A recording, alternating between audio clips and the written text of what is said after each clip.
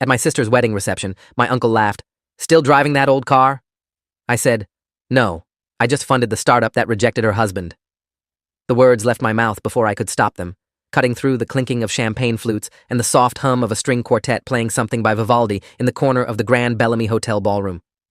My Uncle Randall stood frozen mid-laugh, his bourbon halfway to his lips, ice cubes still settling. My sister Natalie, radiant in her Vera Wang gown with the cathedral train she'd spent 11 months obsessing over, turned from her conversation with a bridesmaid and stared at me with an expression I'd never seen on her face before. It was somewhere between horror and recognition, like she'd always known this moment was coming, but had prayed it wouldn't arrive on this particular night.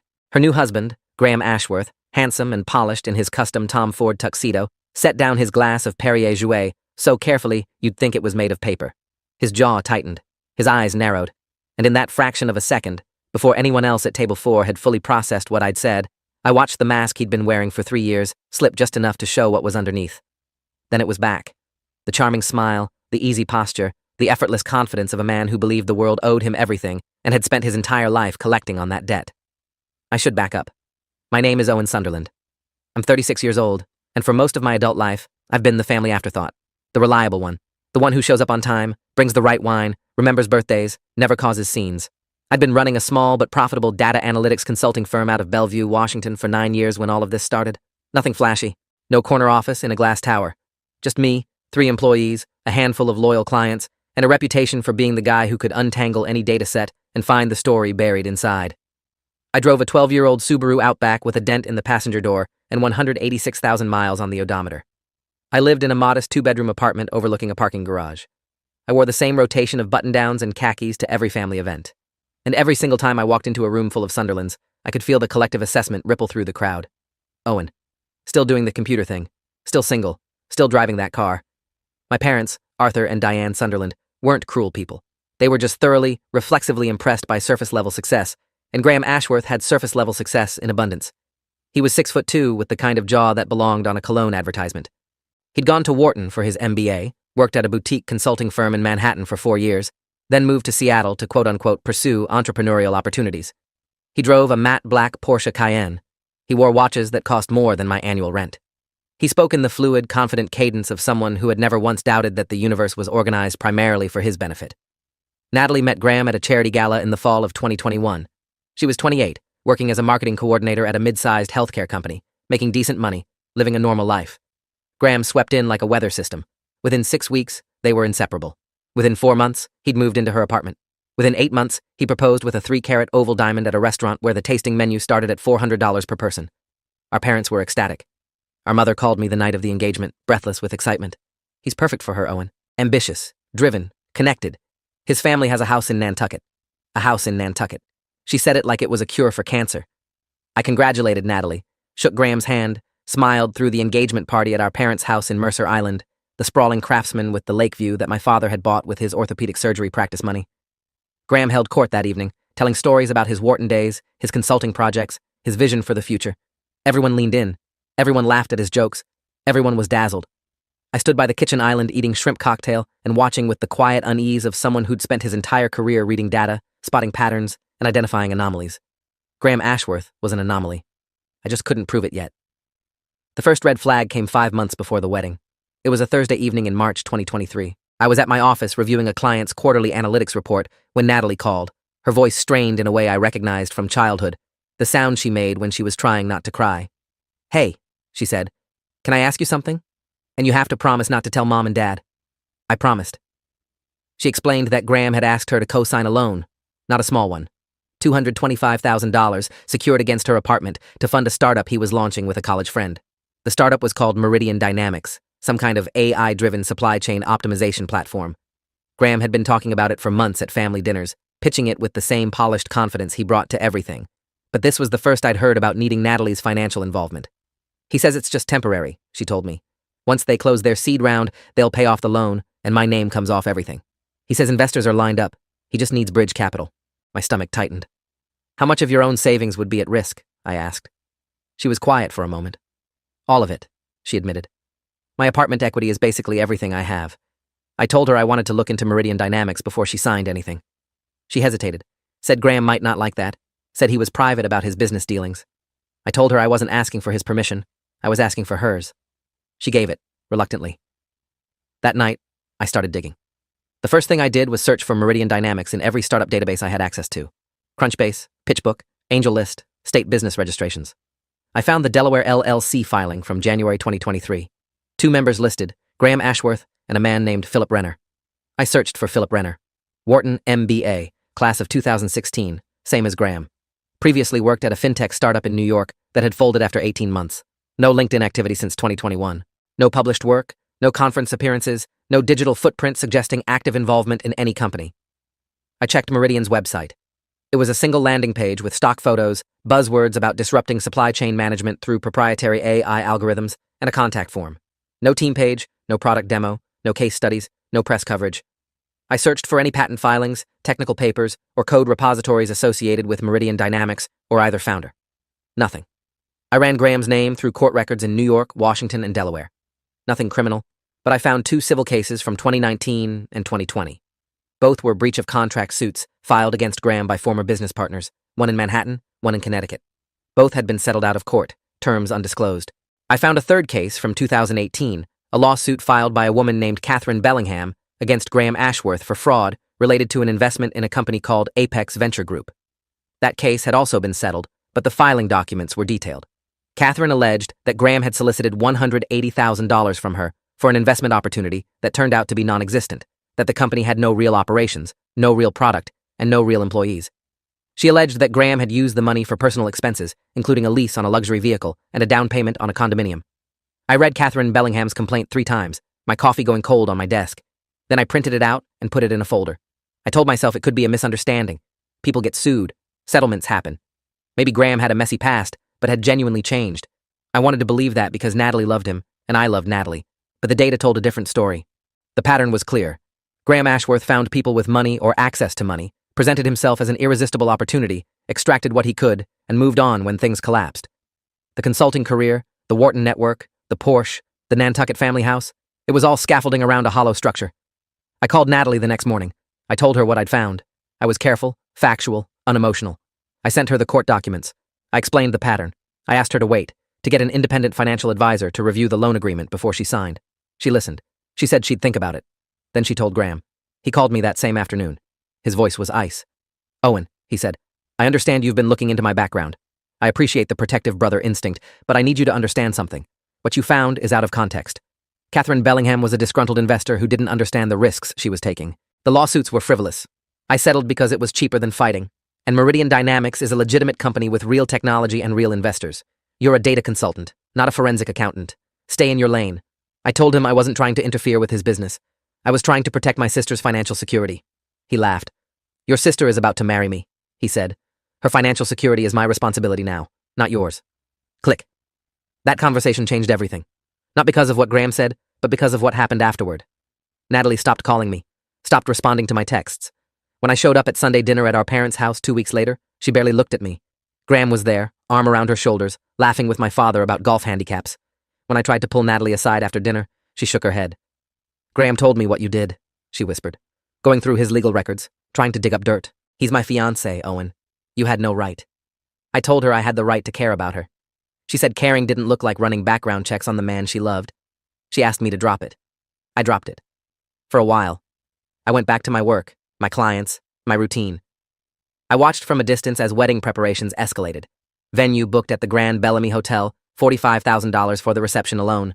Custom invitations, imported flowers, a 12-piece band. Our parents were covering most of it. My mother kept sending me photos of centerpiece options and asking my opinion, which I gave, and updates about Graham's startup progress, which I didn't ask for. "He's closing a funding round," she told me in June. "Some big Silicon Valley investors. He's going to be huge, Owen. You should talk to him about it. Maybe he could use your data skills." I smiled and said nothing, but I kept watching. And what I watched was Meridian Dynamics raising absolutely no money. I checked every VC database, every funding announcement platform, every SEC filing. Nothing. No seed round, no angel investors, no term sheets filed anywhere. Whatever Graham was telling my family about his startup's progress, it wasn't reflected in any public record or industry source I could find. In August 2023, 9 months before the wedding, I made a decision that would eventually change everything.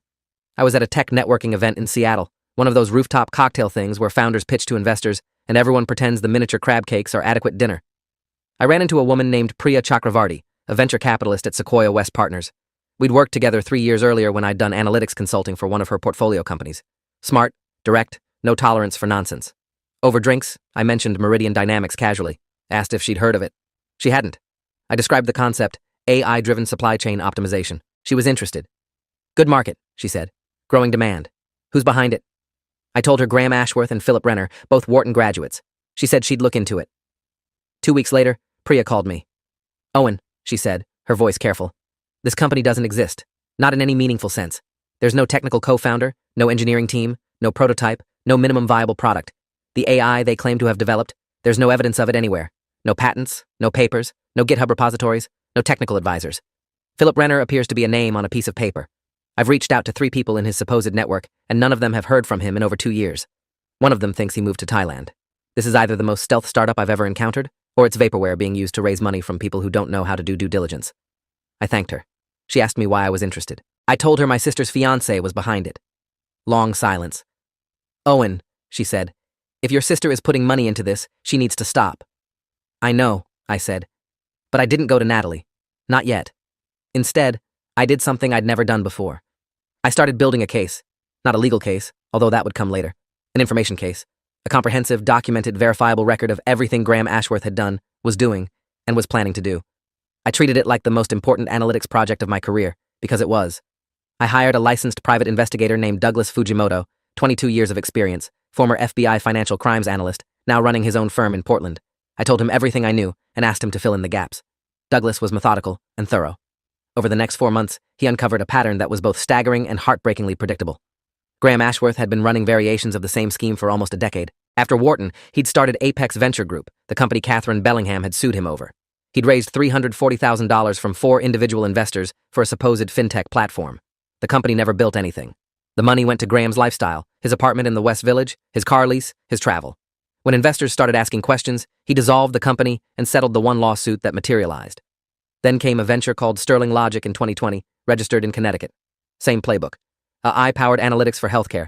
Raised $200,000 from 2 investors, both personal contacts from his Wharton network. Company folded after 8 months. No product ever built. One investor filed a complaint with the Connecticut Attorney General, but didn't pursue litigation. Then, Meridian Dynamics. Same structure, same promises, same hollow core. But this time, the target wasn't outside investors. It was my sister. Douglas also uncovered something I hadn't expected. Graham's family wealth, the Nantucket house, the old money pedigree he projected, was largely fabricated. His parents, Donald and Constance Ashworth, lived in a modest colonial in Westport, Connecticut. His father was a retired insurance adjuster. His mother taught piano lessons. They were comfortable, solidly middle class, but they weren't the wealthy blue bloods Graham implied they were. The Nantucket house belonged to a distant cousin, and Graham had visited it exactly twice, both times as a teenager. The Porsche was leased, the watches were financed. The Tom Ford suits were bought on credit cards that were, according to Douglas's research, carrying a combined balance of over $89,000. Graham Ashworth wasn't a wealthy entrepreneur who was building something revolutionary. He was a con artist who was running out of marks and had found the biggest one yet in my sister, and, by extension, my family. I compiled everything into a file, 142 pages of documents, court records, financial analyses, investor complaints, corporate filings, interview transcripts from Douglas's conversations with former associates and victims. I had it reviewed by an attorney named Helen Nakamura, a corporate fraud specialist at Whitfield and Associates in Seattle, 18 years of practice, former assistant U.S. attorney for the Western District of Washington. She read the file over a weekend and called me on Monday morning. You have enough here for a referral to the FBI, she said. Wire fraud, securities fraud, potentially mail fraud depending on how he solicited investors. This is serious. I told her I wasn't ready to go to the FBI yet. I wanted to try one more time to reach my sister. Helen was quiet for a moment. Owen, she said, I understand the family dynamics at play here. But you need to understand something. If your sister co-signs that loan and Graham defaults, which based on this pattern he almost certainly will, she loses everything. Her apartment, her savings, her credit. And if she invests directly in Meridian Dynamics, that money is gone. There's nothing to invest in. It's a shell company. I tried to reach Natalie. I called her in December 2023, asked if we could meet for coffee, just the 2 of us. She agreed, but when I arrived at the cafe in Capitol Hill, she was guarded, arms crossed, eyes wary. She knew why I was there. I laid it out as gently as I could. The court records, the pattern, the lack of any real product at Meridian Dynamics, Douglas Fujimoto's findings, Catherine Bellingham's lawsuit, the Connecticut complaint. I showed her the documents on my laptop, scrolling through pages of evidence while she sat across from me getting paler and paler. When I finished, she was quiet for a long time. Then she said something that broke my heart. Even if all of this is true, she whispered, I can't cancel the wedding. The invitations are out. The venue is booked. Mom and Dad have spent $60,000 already. Everyone knows. I can't just, she trailed off. I can't be the girl whose fiancé turned out to be a fraud. I reached across the table and took her hand. You wouldn't be that girl, I said. You'd be the woman who was smart enough to walk away before it got worse. She pulled her hand back. Did you sign the loan? I asked. She didn't answer. Natalie, did you sign the loan? She nodded. 3 weeks ago. Graham said the seed round was closing and they just needed the bridge capital for 60 days. My chest felt hollow. How much? I asked. She took a breath. $225,000 against my apartment, and I put in another $50,000 from my savings as a direct investment in Meridian. He said I'd triple it within a year. $275,000. My sister had given Graham Ashworth $275,000, and the only thing backing any of it was a website with stock photos and the word of a man who had done this exact thing to at least 3 other people. I drove home that night with my hands white-knuckled on the steering wheel, rain hammering my windshield on I-5, and I made 2 decisions. First, I was going to get Natalie's money back. Second, I was going to make sure Graham Ashworth never did this to anyone again, but I wasn't going to do it by begging my sister to listen. She'd already chosen not to. I was going to do it by becoming the one thing Graham never expected to encounter, someone who was better at strategy than he was. The plan took 4 months to execute. I started in January 2024 with a call to Priya Chakravarti at Sequoia West Partners. Priya, I said, I need a favor, a big one. I told her about Natalie's investment, about the loan, about the full scope of Graham's history. She listened without interrupting, then asked what I needed. I need Meridian Dynamics to receive a legitimate investment offer, I said, from a real VC firm. An offer big enough that Graham can't refuse it, structured in a way that requires full financial disclosure and due diligence. She was quiet for a long time. You want to set a trap, she said. I want to create a situation where Graham has to open his books, I said. Because right now, everything is hidden behind NDAs and verbal promises. If a real firm comes in with a real term sheet, he'll have to show what's actually there, which is nothing. Priya thought about it for a week. Then she called back. I can't do this through Sequoia, she said. But I know someone who can help. She introduced me to a man named Felix Drummond, managing partner at Cascade Horizon Ventures, a smaller but well-respected VC firm in San Francisco. Felix specialized in early-stage enterprise software companies. He was also, as Priya put it, constitutionally incapable of tolerating dishonesty. I flew to San Francisco in February and spent 3 hours in Felix's office explaining the situation. He reviewed my file, asked sharp questions, made 3 phone calls while I sat there, and then leaned back in his chair and said, I've seen this before. Charismatic founder, no substance, burns through other people's money. These guys survive because nobody connects the dots. You've connected the dots. Now let's make sure they lead somewhere. Here's what we did. Felix had Cascade Horizon reach out to Meridian Dynamics through a warm introduction, someone in Felix's network who knew Philip Renner from Wharton. The approach was casual, just an investor who'd heard about their supply chain AI platform and wanted to learn more. Graham responded within 4 hours. Of course he did. A real VC firm showing interest was the validation he'd been fabricating for 2 years. Over the next 6 weeks, Felix's team engaged Graham in what appeared to be a standard due diligence process. They requested financial statements, technical documentation, product roadmaps, customer testimonials, team bios, cap tables, and IP filings. Graham provided what he could, which wasn't much.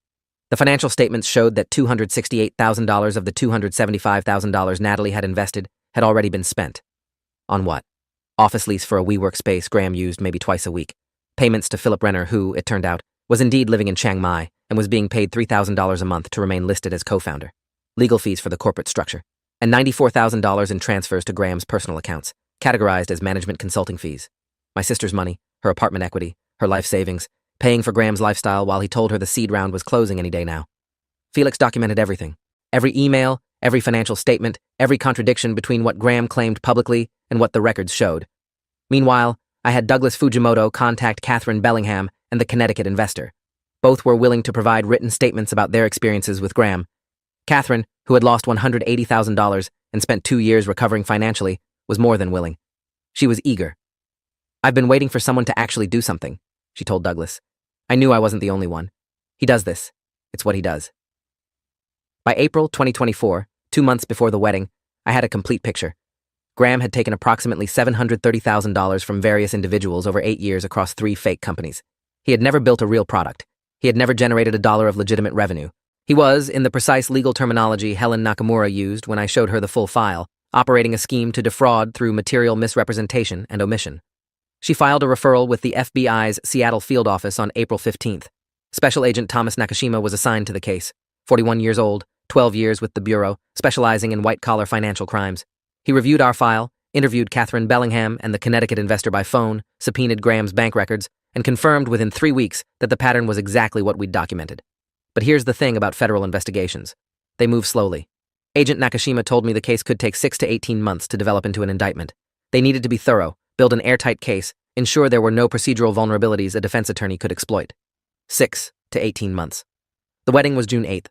I had a decision to make.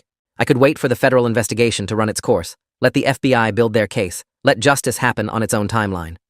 In the meantime, Natalie would marry Graham, potentially sign additional financial documents, become legally entangled with a man who was defrauding her. Or I could act before the wedding and risk everything: the investigation, my relationship with my family, the possibility that I was wrong about some of it. I talked to Helen Nakamura. She advised patience. "Let the FBI work," she said. "If you blow this up publicly, Graham could destroy evidence, flee, or claim he's being harassed. The investigation could be compromised." I talked to Douglas Fujimoto. He agreed with Helen on the legal strategy but added something that kept me up at night.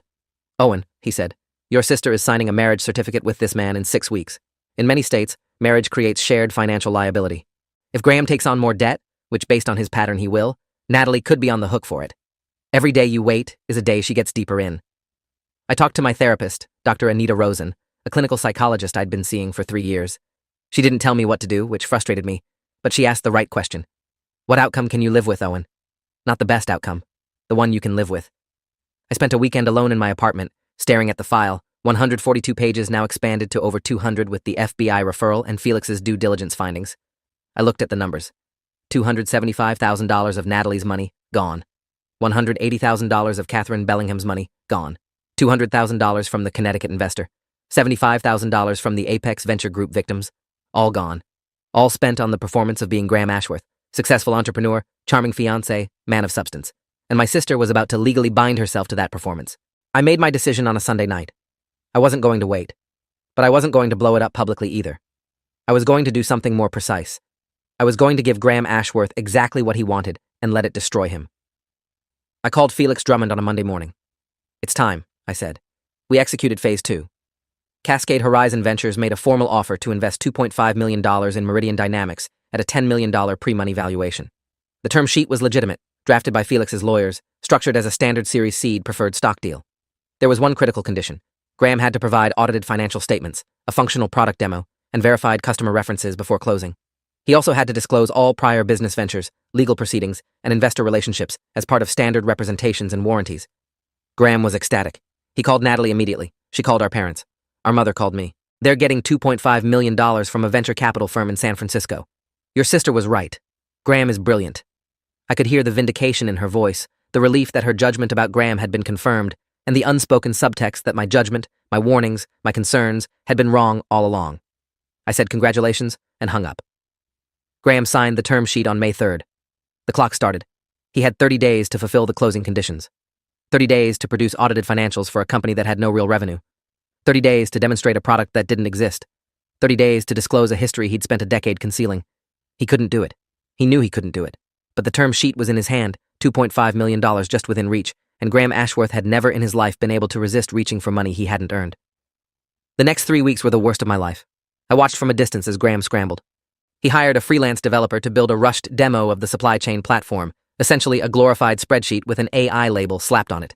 He fabricated customer testimonials from companies that had never heard of Meridian Dynamics. He created financial projections that bore no relationship to reality, and he avoided, delayed, and obfuscated on the disclosure requirements, telling Felix's team that his prior ventures were minor and immaterial, that the lawsuits were baseless, that his financial history was clean. Felix documented every lie, every falsified document, every misrepresentation.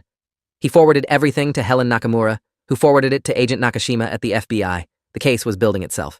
Meanwhile, the wedding was approaching. Natalie was consumed with final preparations, seating charts, rehearsal dinner logistics, dress fittings. She seemed happy, genuinely happy, and that was the hardest part. I was about to take that happiness away, and I didn't know if she'd ever forgive me. The rehearsal dinner was June 7th, the night before the wedding.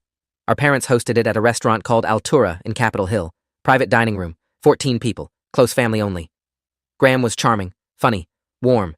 He gave a toast about how meeting Natalie had changed his life, how she'd made him want to be a better man. My mother cried. My father shook Graham's hand and called him son. I sat at the end of the table with a glass of wine I didn't drink and a knot in my stomach that wouldn't untie. After dinner, I pulled Natalie aside one last time. We stood in the restaurant's back hallway, near the kitchen, the smell of rosemary and garlic in the air. "I need to tell you something," I said, "and you're not going to want to hear it." Her face hardened. "Owen, if this is about Graham's past again." "It's not about his past," I said. "It's about his present. Meridian Dynamics has no product, no real customers, no technology. The $275,000 you invested is gone, spent on Graham's personal expenses, office rent, and payments to a co-founder who lives in Thailand and does nothing. The $2.5 million investment from Cascade Horizon will never close because Graham can't meet the conditions. He's fabricating documents to try. I know because I arranged the investment offer specifically to expose him." Natalie stared at me. Her eyes were wide, her lips parted, her bouquet of rehearsal flowers trembling in her hand. "You arranged it," she repeated. "You set him up." "I set up a situation where he had to tell the truth," I said. "He chose to lie instead. That's not my doing. That's who he is." She shook her head slowly. "You're trying to ruin my wedding. I'm trying to save you from marrying a con artist." She slapped me. Open palm, right across my left cheek. The sound echoed in the hallway. A waiter carrying a tray of desserts stopped and stared. I didn't flinch. I'd expected worse. "You are not welcome at my wedding tomorrow," she said, her voice low and shaking. "Do you understand me? Don't come. Don't call. Don't contact me. You are dead to me, Owen." She walked away. I stood in that hallway for a long time, my cheek burning, listening to the sounds of laughter and conversation from the dining room. Then I left. Drove to my hotel in silence. Sat on the bed and stared at the wall. Called Julia, my girlfriend of 2 years, who was back in Bellevue because she hadn't been invited to the rehearsal dinner. She listened to everything, said the right things, reminded me that I'd done what I could. "Get some sleep," she said. "Whatever happens tomorrow happens." I didn't sleep. The wedding happened. June 8th, 2024. I wasn't there. I watched from my hotel room as Instagram stories populated. Natalie in her gown, Graham at the altar, our parents beaming, guests throwing rose petals. I felt hollow. After the ceremony, the reception at the Grand Bellamy. 300 guests, open bar, the string quartet, then the 12-piece band, then dancing until midnight. I wasn't supposed to be there.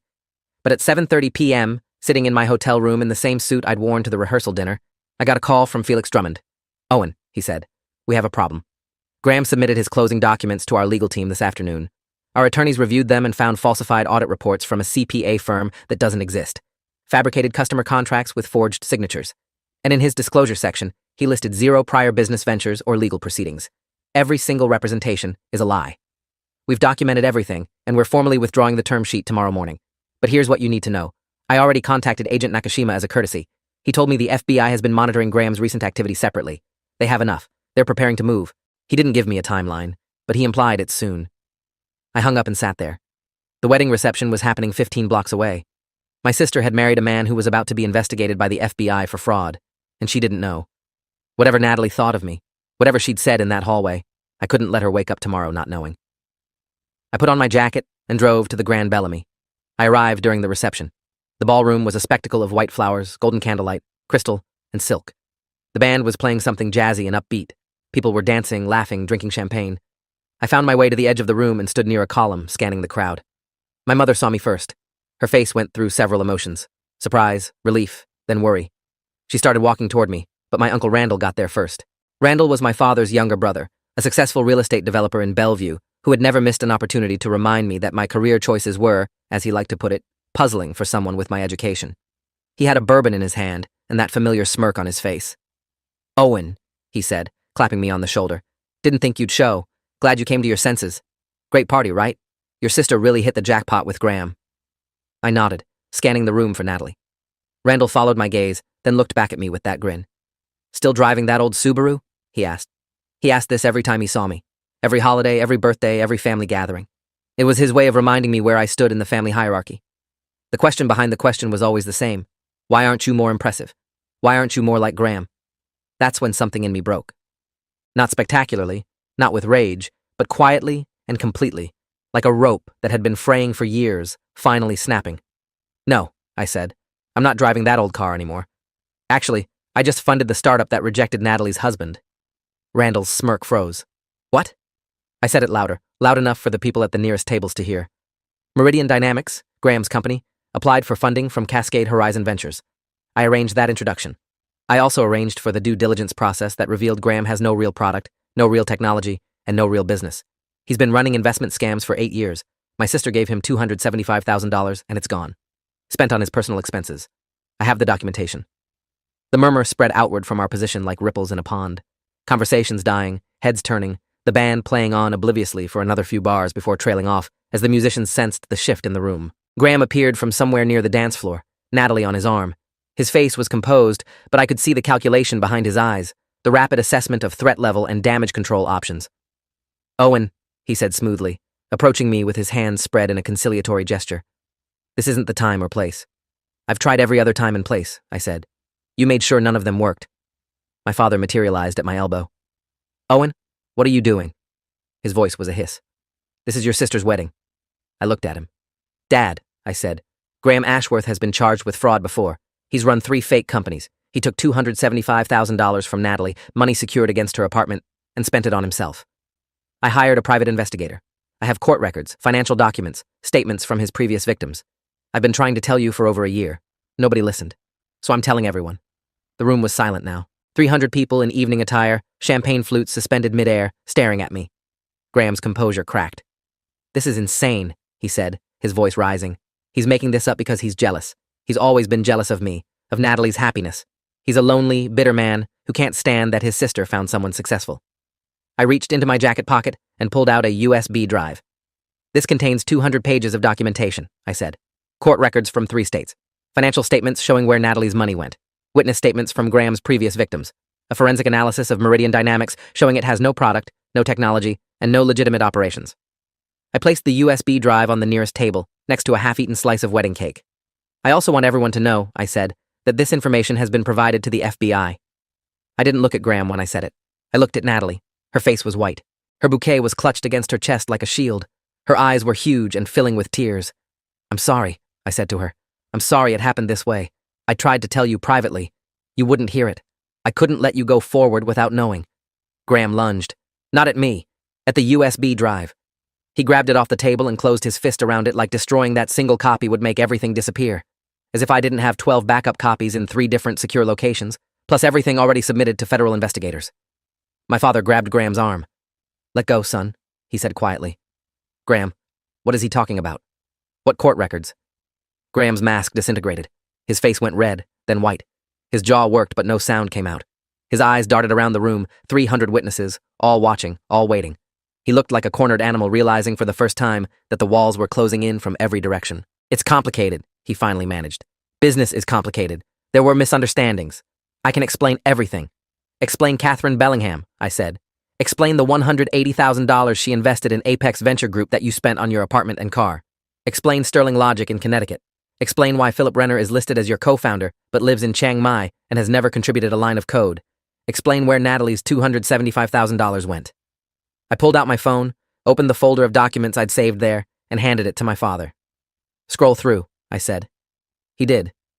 Slowly. I watched his face change as he read, watched the realization dawn, watched the thing I'd been living with for over a year finally land on someone who could actually do something about it. My mother looked over his shoulder. Her hand went to her mouth. She looked at Graham, then at Natalie, then at me. "Arthur," she whispered to my father. "Arthur, what is this?" Graham backed away from the table. His hands were shaking. He looked at Natalie with something that might have been genuine regret, though I doubted it. "Babe," he said, "let me explain. Please, just let me explain. Everything your brother is saying is twisted around and taken out of context. I was building something real. The money was going to come back. I just needed more time." Natalie stood perfectly still. The most beautiful bride I'd ever seen, standing in the middle of her own reception, holding her bouquet of white peonies and garden roses, and watching her new husband fall apart. She looked at me. "The USB drive," she said quietly. "What's on it?" "Everything," I said. "The court records, the financials, Catherine Bellingham's statement, the FBI referral. It's all there." She looked at Graham. "Is any of what he's saying true?" she asked him. Graham's silence was the loudest sound in the room. Natalie nodded once, a small, tight movement of her chin. Then she turned, walked to the nearest table, sat down heavily in a gilt chair, and started to cry. Not dramatically. Quietly, with the restrained dignity of someone whose world was collapsing and who was determined to hold herself together until she could fall apart in private. My mother went to her immediately, wrapping her arms around Natalie. My father stood between me and Graham, holding my phone, still scrolling through documents. Several of Graham's groomsmen were standing in a cluster near the bar, looking at each other with expressions of dawning confusion. Graham straightened his tie. He smoothed his jacket. And then, with the brazenness that had carried him through a decade of deception, he tried one more time. "This is a family matter," he announced to the room. "I apologize for the disruption. Owen has some personal issues that we've been trying to address as a family. I'd appreciate everyone's understanding and discretion." He looked at me with something like hatred. "You've made your point," he said quietly. "Can we talk about this privately?" I nodded toward the door. "After you. We never had that private conversation." As Graham walked toward the exit, my phone rang. I looked at the screen. It was Helen Nakamura, my attorney. "Owen," she said, "I just got off the phone with Agent Nakashima. The FBI has authorized me to inform you that they'll be executing a search warrant on Graham Ashworth's residence and office within 48 hours. They're recommending he retain criminal defense counsel immediately. Given what you've described about tonight, I'd suggest you leave the venue and let events take their course from here." I hung up and watched Graham disappear through the ballroom doors. He didn't look back. 3 days later, FBI agents searched his WeWork office and the apartment Natalie shared with him. They seized computers, financial records, phones, and files. Graham was informed he was the subject of a federal investigation into wire fraud and securities fraud. He hired a defense attorney, a criminal specialist named Walter Copeland, out of a downtown Seattle firm, and stopped communicating with our family entirely. Natalie moved back into her apartment, the one she'd leveraged for the $225,000 loan. She filed for annulment within 2 weeks on the grounds of fraud. The marriage had lasted 11 days. Her attorney, a family law specialist named Patricia Hong, told her the annulment was likely to be granted given the circumstances. The loan was more complicated. Natalie was still on the hook for $225,000 against her apartment. The money was gone, spent by Graham. She'd need to either pay it back or negotiate with the lender, a process that could take months or years and might cost her the apartment either way. I paid off the loan. I transferred $225,000 from my savings to the lender on July 1st, 2024. I didn't tell Natalie. I had her attorney Patricia Hong handle it quietly. When Natalie found out, she called me crying so hard I could barely understand her. "You didn't have to do that," she kept saying. "After everything I said to you, after I slapped you, after I told you not to come to my wedding, you didn't have to do that." I told her she was my sister and that was all that mattered. She asked how I could afford it. I told her the truth, something I'd never bothered telling my family because they'd never bothered asking. My consulting firm had been generating around $800,000 in annual revenue for the past 4 years. I had savings. I had investments. I had equity in 3 of my clients' companies, startups that had grown significantly since I'd begun working with them. I wasn't rich by Silicon Valley standards, but I was comfortable. Very comfortable. And I'd kept it quiet for the same reason I'd kept everything quiet. Because nobody in my family had ever thought to ask what the quiet son with the old car and the small apartment was actually building. She was quiet for a long time. Then she said, "I'm so sorry, Owen. For all of it. For not listening. For choosing him over you. For letting everyone treat you like you didn't matter." I forgave her. Easily, completely, without hesitation. She was my sister. She'd been conned by a professional. The anger I had wasn't for her. It was for the system that had failed her, the family dynamic that had made her vulnerable, the culture that valued surfaces over substance and charm over competence. The fallout continued through the rest of 2024. Graham's FBI investigation proceeded. In September, a federal grand jury handed down a 6-count indictment for wire fraud and securities fraud. Graham pleaded not guilty. His trial was scheduled for March 2025. Catherine Bellingham and the Connecticut investor both agreed to testify. The evidence was overwhelming. Helen Nakamura told me the conviction was as close to certain as these things get in federal court. Graham faced up to 20 years in prison per count, though the actual sentence would likely be far less. Natalie's annulment was granted in October. She went back to being Natalie Sunderland. She started therapy with a psychologist who specialized in victims of fraud and emotional manipulation. She slowly began rebuilding her finances, her confidence, her ability to trust her own judgment. Our family went through its own reckoning. My parents, to their credit, didn't try to minimize what had happened. My father sat me down one Saturday in August, in his study at the Mercer Island house, and said something I'd waited 36 years to hear. "I failed you, Owen. I looked at the surface of things, and I missed what mattered. You were building something real, and I didn't see it because I was too busy being impressed by someone who was building nothing.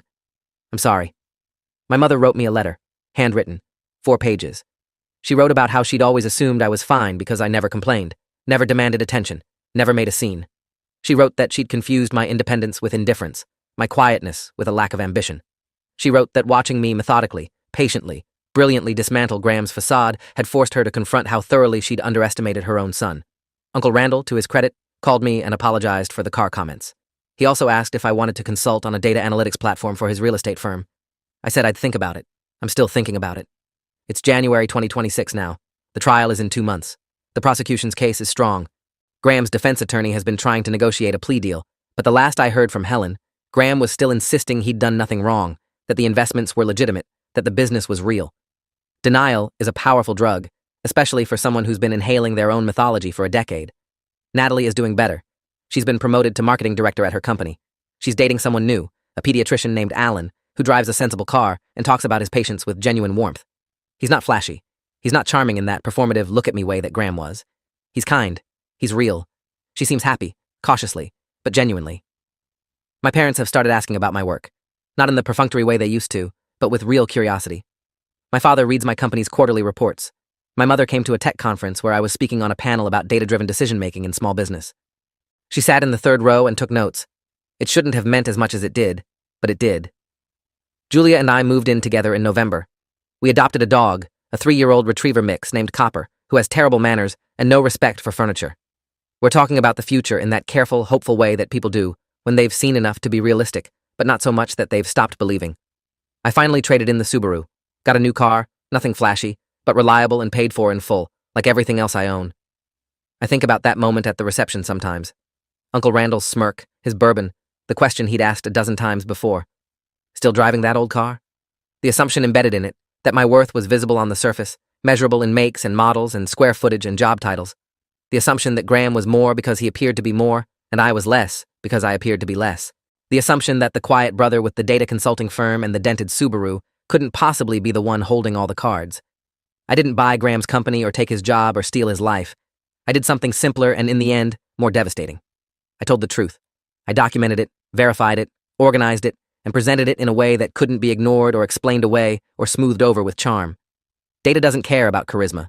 Evidence doesn't care about first impressions. The numbers tell the story, and the story they told about Graham Ashworth was the one he'd spent a decade trying to hide. Sometimes I wonder if I did the right thing, disrupting my sister's wedding, exposing Graham in front of 300 people, choosing the most painful possible moment for the most important possible truth. My therapist, Dr. Rosen, says the question isn't whether I did the right thing, but whether I can live with having done it. The answer is yes. Because Natalie is free. Because Catherine Bellingham and the other victims will get their day in court. Because Graham Ashworth can't do this to anyone else. And because somewhere in the wreckage of that beautiful, expensive, meticulously planned wedding reception, my family finally looked at me and saw not the quiet son, not the background brother, not the guy with the old car and the little job, but someone who had been paying attention all along. Someone who built things quietly and carefully and well. Someone worth seeing. If you made it this far, hit like. You've earned it.